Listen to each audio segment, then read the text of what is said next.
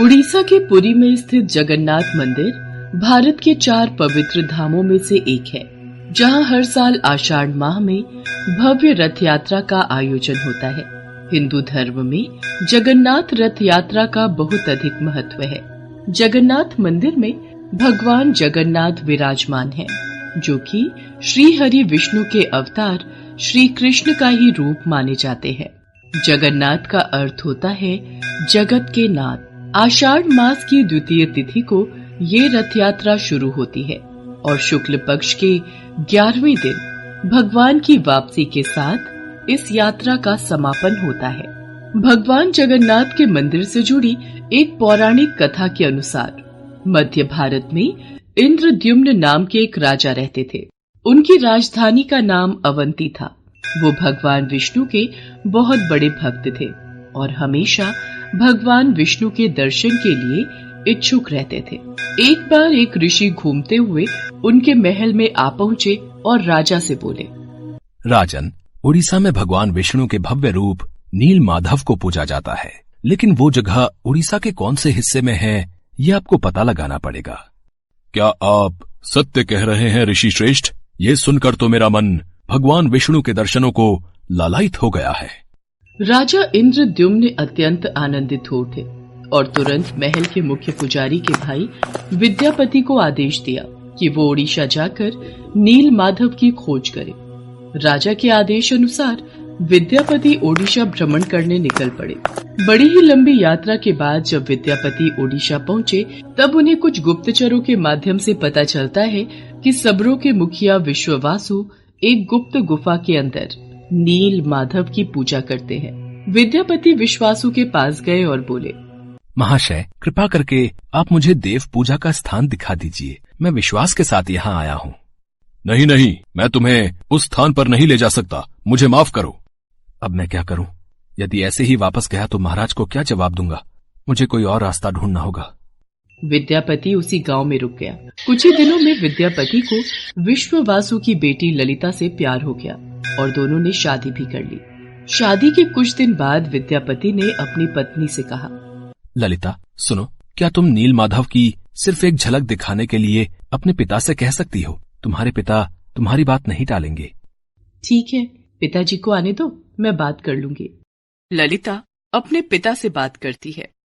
ठीक है, पर मेरी एक शर्त है। विद्यापति मेरे साथ आंखों पर पट्टी बांध कर जाएगा।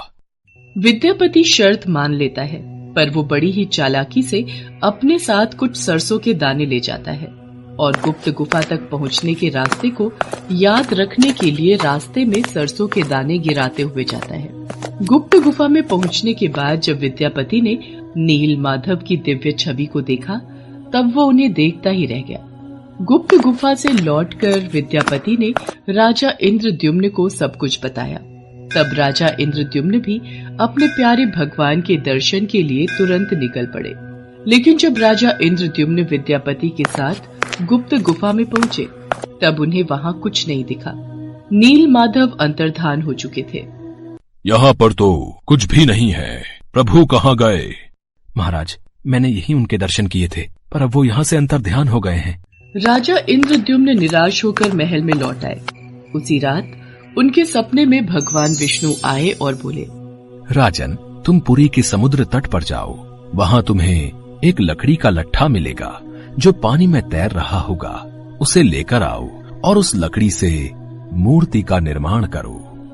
राजा इंद्रद्युम्न ने इस संदेश का पालन किया और वो पुरी के समुद्र तट पर पहुंच गए और वहां उन्हें सचमुच एक लकड़ी का लट्ठा पानी में तैरता हुआ दिखाई दिया। लेकिन राजा इंद्रद्युम्न के सेवकों के लाख कोशिशों के बावजूद भी कोई उस लकड़ी के लट्ठे को उठा नहीं पा रहा था। अंत में कबीले के सरदार विश्ववासु की सहायता से उस लकड़ी के लट्ठे को महल में लाया गया, परंतु उस लकड़ी के लट्ठे से कोई भी कारीगर नील माधव की छवि तराश नहीं पा रहे थे।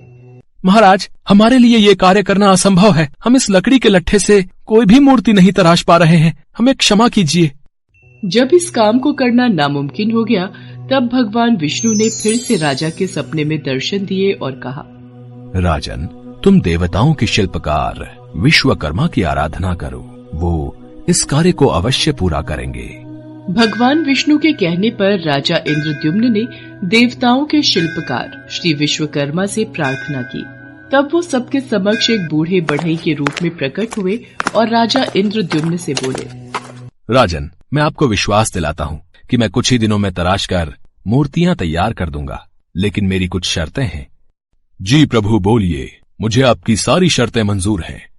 मैं भगवान श्री विष्णु की मूर्ति को 21 दिनों में बनाकर तैयार कर दूंगा, पर मैं ये कार्य अकेले में एक बंद कक्ष में रहकर करूंगा। अगर किसी ने भी मेरा कार्य पूरा होने से पहले कक्ष के द्वार को खोला तो मैं कार्य को अधूरा छोड़कर चला जाऊंगा। मुझे आपकी सारी शर्तें मंजूर हैं।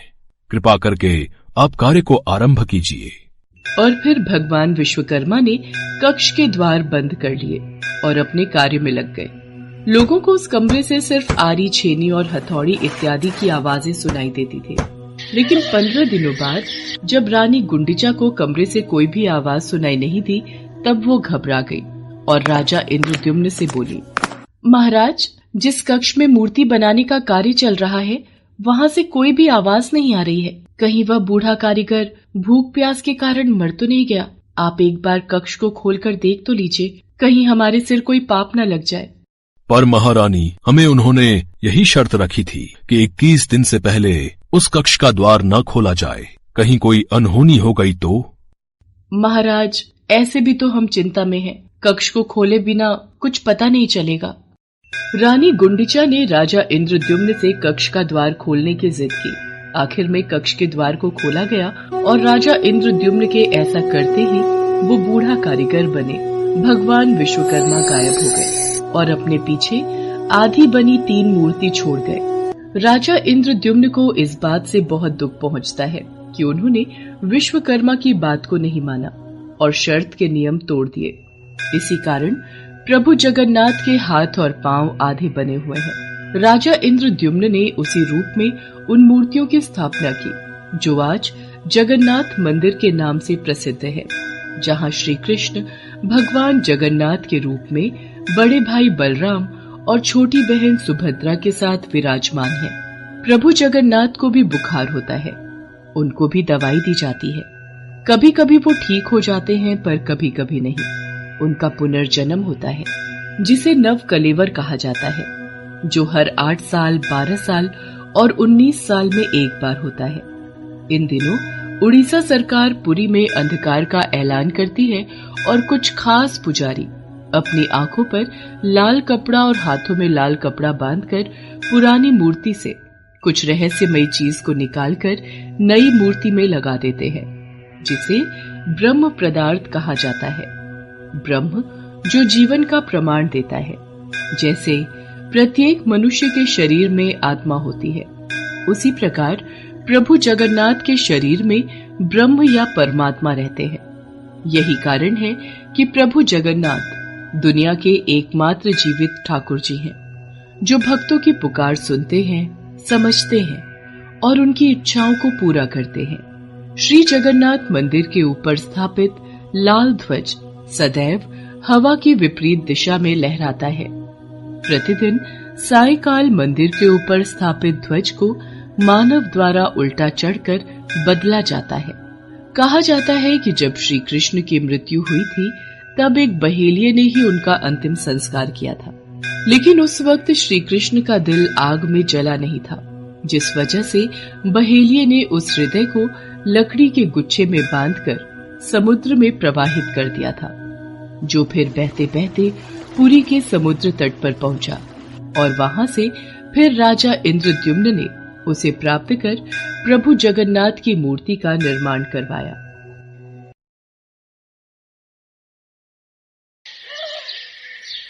उड़ीसा शहर के छोटे से गांव में माधव दास जी रहते थे। माधव दास जी अकेले रहते थे और भगवान जगन्नाथ जी के भजन किया करते थे, और वो हर रोज भगवान जगन्नाथ जी के मंदिर में दर्शन के लिए जाया करते थे। वो सिर्फ जगन्नाथ जी की भक्ति में ही मस्त रहते थे। उन्हें सांसारिक जीवन से कोई मोह माया नहीं थी।